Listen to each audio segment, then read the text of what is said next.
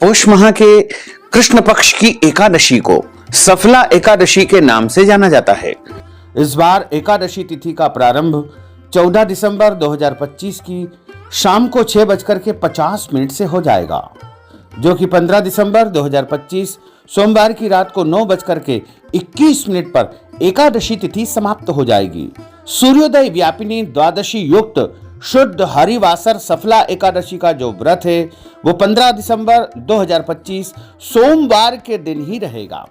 इसी दिन सभी भक्तजनों, माताओं, बहनों, वैष्णव जनों को व्रत रखना चाहिए।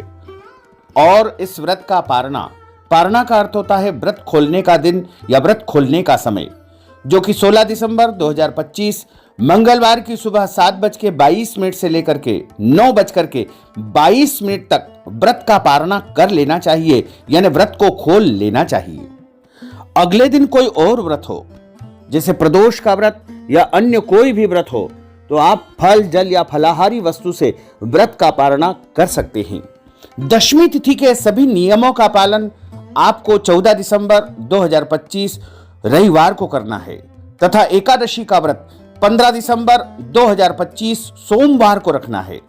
और पारना का जो दिन है, व्रत खोलने का जो दिन है, वो 16 दिसंबर 2025 मंगलवार का दिन रहेगा। विष्णु एकादशी गीता तुलसी विप्रोधे नवः असारे दुर्ग संसारे षटपदी मुक्तिदायिनी।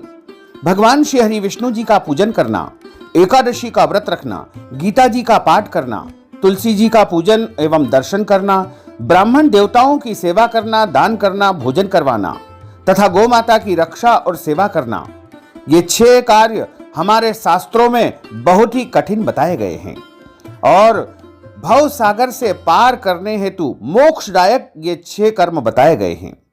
पूरे एक वर्ष में 24 एकादशी आती है, लेकिन जिस साल अधिक मास या पुरुषोत्तम मास आता है उस वर्ष 2 अधिक एकादशी, कुल मिलाकर के 26 एकादशी आती है। प्रत्येक महीने में 2 बार एकादशी आती है, एक कृष्ण पक्ष में, दूसरी शुक्ल पक्ष में। दोनों ही एकादशियों का भिन्न भिन्न महत्व हमारे धर्म ग्रंथों तथा पुराणों में बताया हुआ है। एकादशी का व्रत भगवान श्री हरि लक्ष्मी नारायण जी का परम प्रिय व्रत है और एकादशी का व्रत करने से मनुष्यों के कई जन्मों के पाप जड़ से नष्ट हो जाते हैं तथा उनके पुण्यों का उदय होता है। जब मनुष्य के जन्म जन्मांतर के पाप नष्ट हो जाते हैं, तभी उन्हें सांसारिक और भौतिक सुखों की प्राप्ति होती है।